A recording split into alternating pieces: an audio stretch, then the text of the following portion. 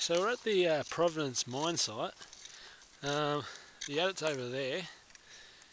It's right next to the Goulburn River, which is just pretty much there. I just want to show you something up here for a minute. Now this old concrete box might look a bit strange, but this is actually what the miners stored their explosives in, like dynamite and stuff like that. So they made these for explosive storage only, to store all their dynamite in. And I'll show you, I'll walk up the hill later on and I'll show you some stuff up there as well. But first we're going to go into the adit. Now this one's a bit hard to find. It's got all these ferns and you have to kind of go around them to find this one, because they kind of hide it.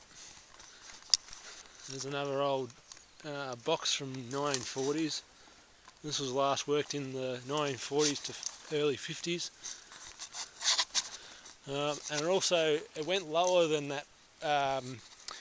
It went lower than the river, the Goulburn River, so they had a lot of water problems.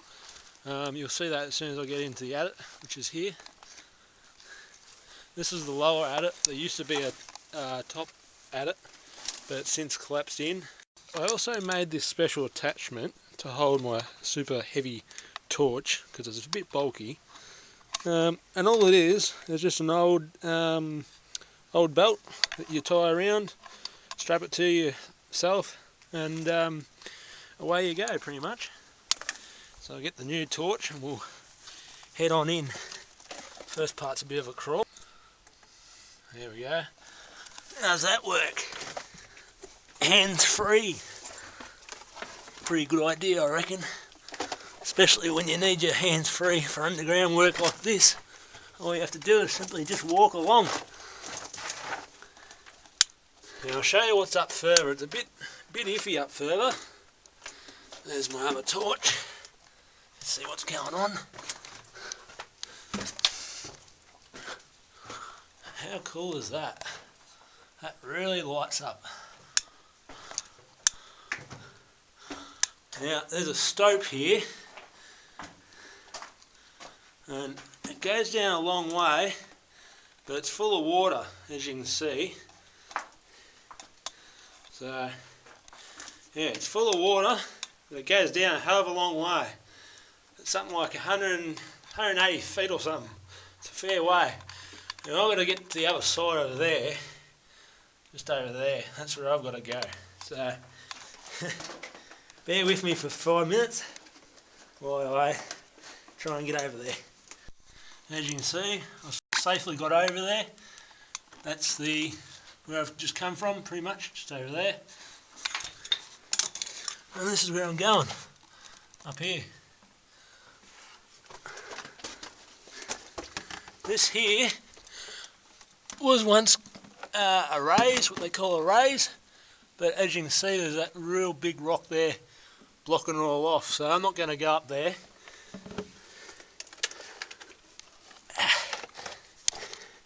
This big torch is a little bit bulky for this kind of stuff, but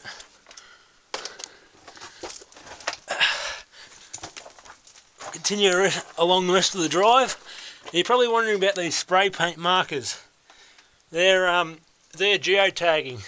Geologists have been in here and they've tagged this wall where they've taken samples, and some of the reef is actually still there, and just like that little nail there, they put a mark where they took their samples from.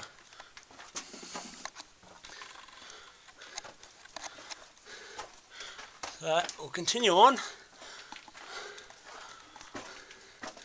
There's a cross cut up here as well. We'll go that way in a minute.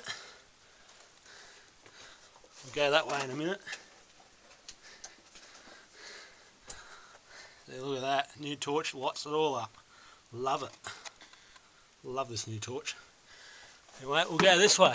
Now that's just a dead end as far as I remember, because I've been here before, and it just stops not far up there. That's the end of it right there, where you can see the end of the torch. So we'll go on to that cross cut. I'll show you in that part. Alright, so that's where I've come from, just so you know where you are. That's where I've come from. And this is where I'm going currently. So let's go this way. Now the reason why they call this a crosscut is because it's cross-cutting the strata. The strata is like layers of rock, and this is going straight across the strata, so it's called a crosscut because it's cross-cutting the strata.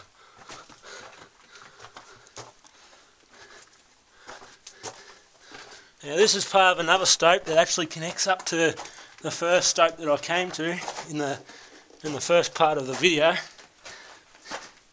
and that goes down a long way. I'll get down and I'll show you. It goes down a long way. And the camera keeps fogging up because it's a bit wet down here, so I do apologise for that. There's nothing much I can really do about that. So there's a big rock that's kind of fell off slabbed off the roof. And as you can see, this stope keeps going, and just behind me, what I'm standing on is a big rock as well. Just behind me there's an old stole that's still in place, or stool. Sometimes they call them stalls.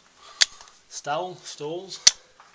In different countries they have different names, like prop, stall, stole, even pole.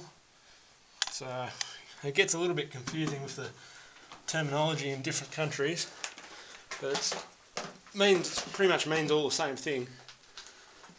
So what we'll do is we'll go down this way carefully.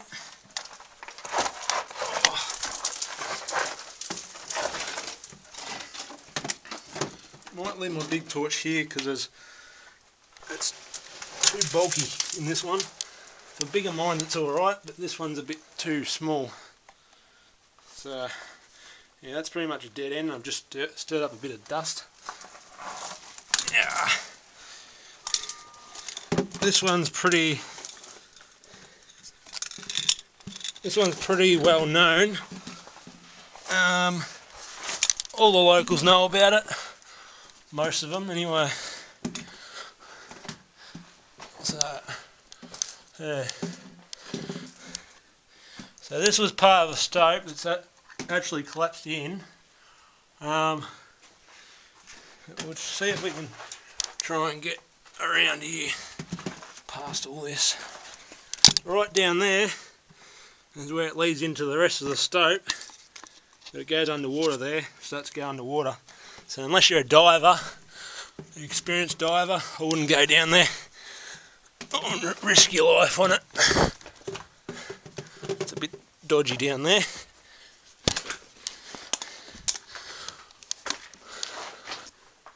So the rest of the drive kind of stops about there. That's about it there. And there's a bit of a rise here that goes up a fair bit. It actually used to go to the surface way up further, but has since collapsed in, and I'll explain that when I get up to the top of the surface.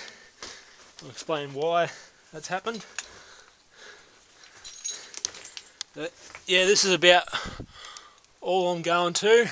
As you can see, there's some big rocks that have kind of slabbed off a bit up there. So the big crack. So it just kind of stops pretty much just up there. But all this is soil that's coming in from the surface. And there's some old pottery and stuff mixed with it as well. Bits of old pottery and stuff. I'm going back down. That's where I've come from. Just so that you know. That's where I've come from. Straight down in there. Just so you know where you are.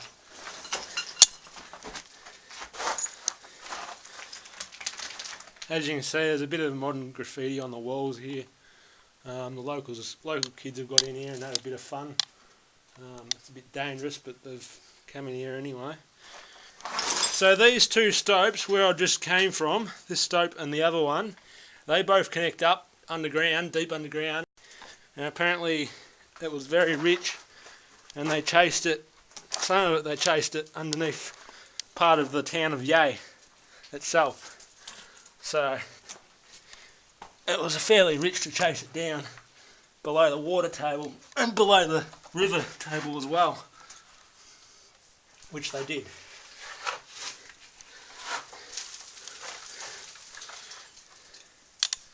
So yeah, so there's my torch over there, and I'm going to head back up where I came from, back up into that small little hole up there, and head back out to the surface and show you up the top of there.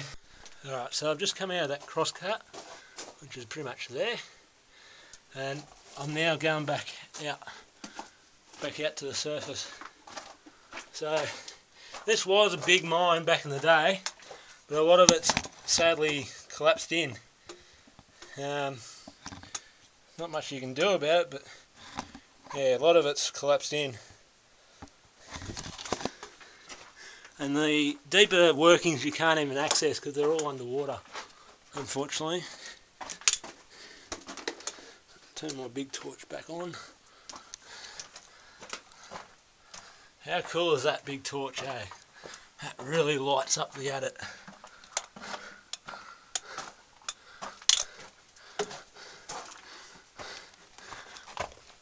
There could have been also an ore chute here to direct a lot of pay dirt down to this level, so they could cart it out, and maybe a platform right there where the stope kind of begins,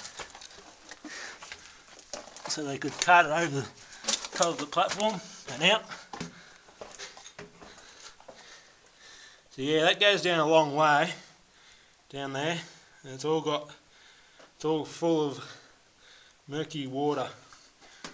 So I'm going to safely get back across here and get out. Alright, so I've gotten out of there safely, like I said I would. And as you can see down there, that's where the water kind of starts. Turn on the big torch, I'll show you.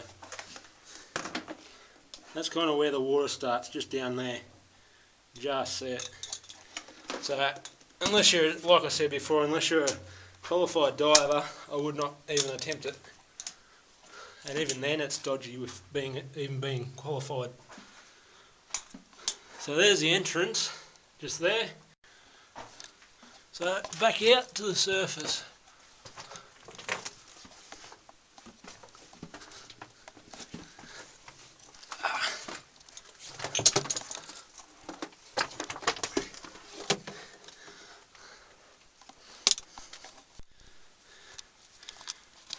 So we're back out to the surface.